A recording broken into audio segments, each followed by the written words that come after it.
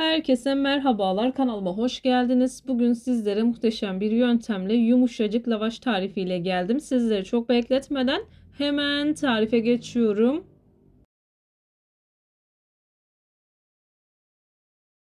Tarifim için ilk olarak yoğurma kabına 4,5 bardak kadar un aldıktan sonra ortasını havuz şeklinde açıp 1 tatlı kaşığı kadar tuz ekliyorum.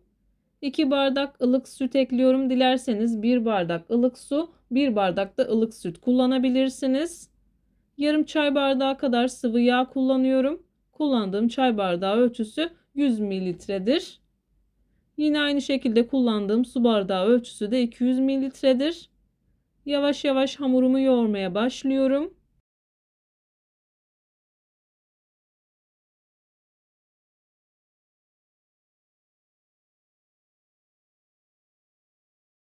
İsterseniz sütü azar azar kontrollü bir şekilde ekleyebilirsiniz. Unun markasına ve kalitesine göre değişkenlik gösterebilir. Lütfen kontrollü ekleyin. Ben sürekli olarak yaptığım için genelde aynı ölçüde alıyor. Ben direkt olarak kullandım.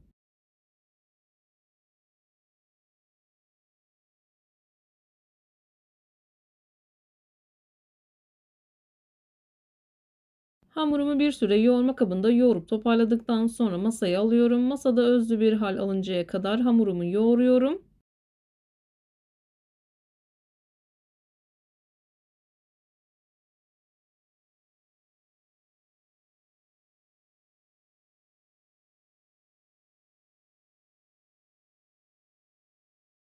Ben hamurumu yoğurmaya devam ederken buraya kadar gelmiş olan siz değerli takipçilerimden her zaman olduğu gibi ricam yoruma kalp olur, emoji olur veya tarifim hakkında farklı bir fikriniz varsa bunu da benimle paylaşabilirsiniz. Ayrıca videolarımı sevdiğiniz kişilerle de paylaşarak bana bu şekilde destek olabilirsiniz. Hamurumuzun oldukça yumuşak fakat ele yapışmayan kıvamda bir hamur olması gerekiyor.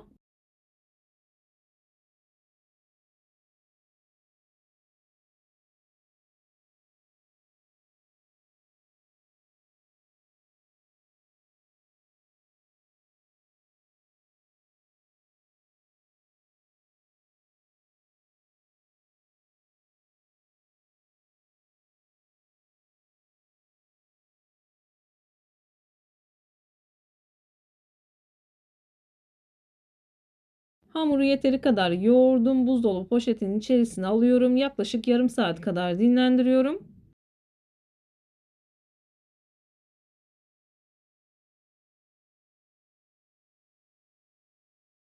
Lavaş yaparken mutlaka hamurun kıvamına dikkat edin. Dinlenme aşamalarına uyun. Poşetin içerisine koyuyorum. Bu şekilde yarım saat kadar dinlendirdim. Dinlenen hamuru poşetin içerisinden çıkartıyorum.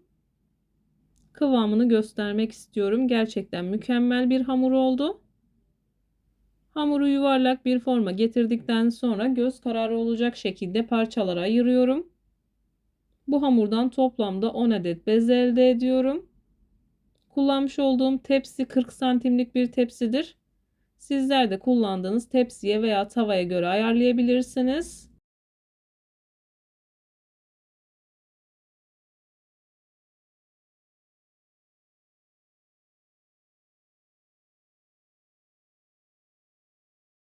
Bezeleri hazırlarken çok fazla una bulamadan hazırlıyorum. Yumuşacık bezeler elde ediyorum. Bezeleri hazırladıktan sonra bir 10-15 dakika kadar dinlendiriyorum ki daha rahat bir şekilde açılsın. Eğer vaktiniz varsa bir yarım saat kadar da dinlenebilir.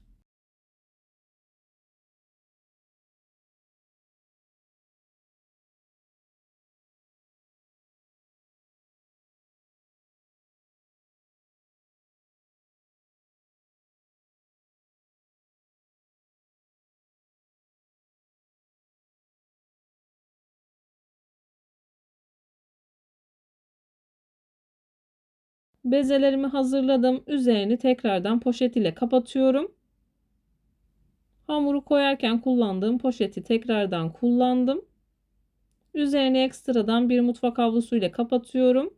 Kenarlarından hava alıp kuruma yapmasın.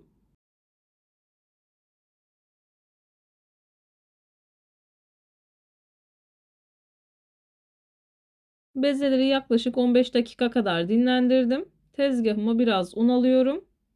Bir tane bezeyi alıp yavaş yavaş açıyorum. Bezelerin kıvamını göstermek istiyorum. Yumuşacık, pamuk gibi oldular. Hamurunuz ne kadar yumuşak olursa yaptığınız lavaşlarınız da o kadar yumuşak olur. İlk etapta unu bol bol kullanıyorum. Büyüdükten sonra çok fazla un kullanmamaya dikkat edin.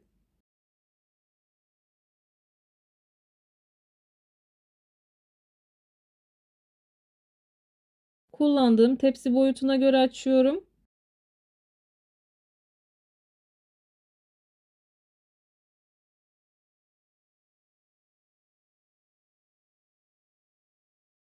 Videolarımda yapmış olduğum tariflerin elimden geldiği kadarıyla püf noktalarını vermeye çalışıyorum ama yine de aklınıza takılan herhangi bir şey olursa yorumlara yazarsanız gördüğüm zaman sizlere dönüş sağlarım. Yine aynı zamanda videonun altındaki açıklama kısmına malzeme listesini tam not olarak ekleyeceğim. Dilerseniz oradan da bakabilirsiniz.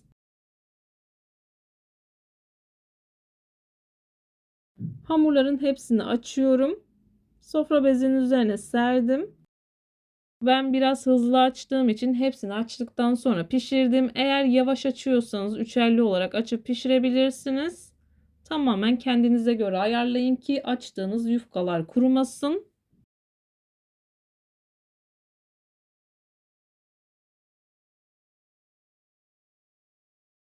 Lavaşları ister tekli ister çiftli olarak pişirebilirsiniz. Hemen çiftli olanlarını da yakından göstermek istiyorum.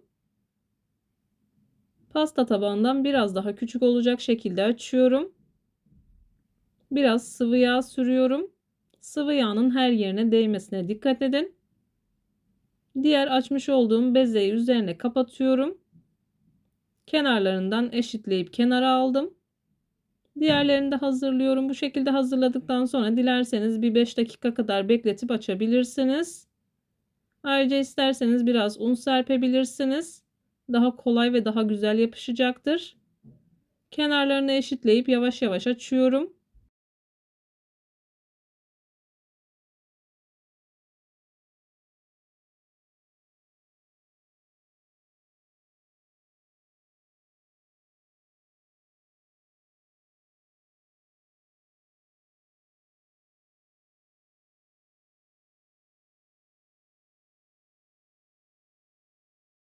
Ben genelde çok lavaş yaptığım zaman bu yöntemi kullanıyorum. Çok rahat ve pratik oluyor. Pişmez diye korkmayın. İç tarafı buharıyla tamamen pişiyor. Kesinlikle hamurlaşma olmuyor.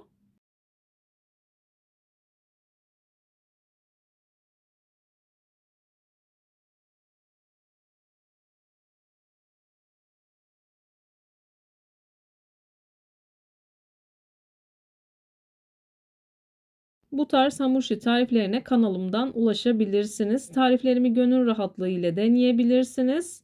Kete tarifleri, baklava tarifleri, su böreği tarifi, mantı tarifi, daha aklıma gelmeyen birçok tarife kanalımdan ulaşabilirsiniz. Ayrıca çok sevilen, çok beğenilen içli köfte tariflerime de yine kanalımdan ulaşabilirsiniz.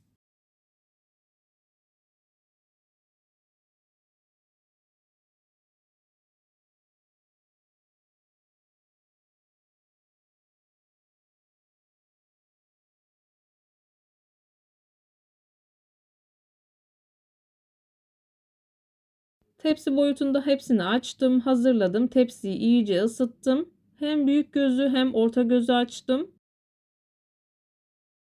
Tepsiyi iyice ısıttıktan sonra biraz sıvı yağ sürdüm. Daha sonra lavaşlarımı pişiriyorum. Lavaşların hızlı bir şekilde pişmesi gerekiyor.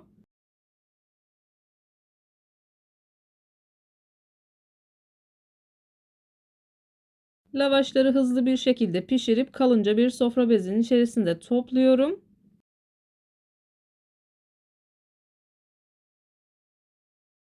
Lavaşlarınız sert oluyorsa sofra bezinin içerisinde toplayın. Daha sonra ekstradan büyükçe bir poşetin içerisine koyun.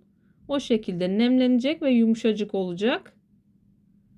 Hızlı bir şekilde pişirmeye devam ediyorum. Hem tekli pişiriyorum hem çiftli pişiriyorum. Bu arada şu anda çiftli olanları pişiriyorum. Gördüğünüz gibi çok güzel bir şekilde kabarıyorlar. Mükemmel oluyor. Kullandığım tepsi emaye tepsi olduğu için kesinlikle zarar görmüyor. Fırın tepsisi kullanabilirsiniz. Evinde büyük tavası olmayan veya sacı olmayan bu yöntemi kullanabilir. Ayrıca isterseniz katmer de hazırlayabilirsiniz tepsinin üzerinde. Daha öncesinden sizlerle yaş yufka tarifimi de paylaşmıştım. Dilerseniz o tarifime de göz atabilirsiniz. Lavaşların hepsini bu şekilde pişirmeye devam ediyorum. Kalınca bir sofra bezinin içerisinde topluyorum. Hepsini pişirdikten sonra sizler için doku testine geçiyorum.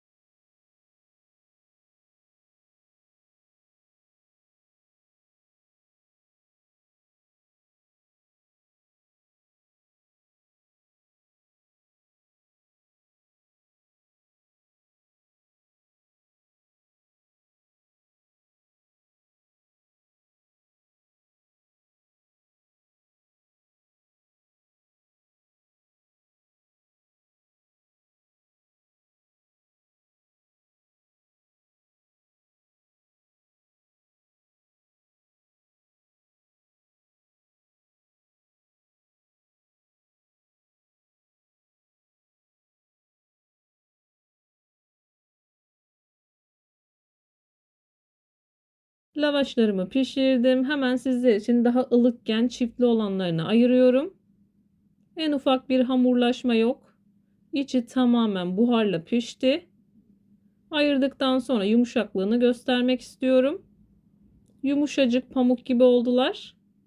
Sizler lavaşın güzelliğini izlerken bu arada ben de videonun sonuna gelmek üzereyim. Sizlere veda edeyim. Bir videonun bir tarifin daha sonuna geldim. Umarım tarifimi beğenmişsinizdir. Tarifimi beğendiyseniz beğenmeyi, kanalıma hala abone değilseniz kanalıma abone olmayı, bildirim zilini açmayı lütfen unutmayın. Kendinize ve sevdiklerinize çok iyi bakın. Başka bir tarifte, başka bir lezzette görüşmek üzere. Hoşça kalın. Allah'a emanet olun.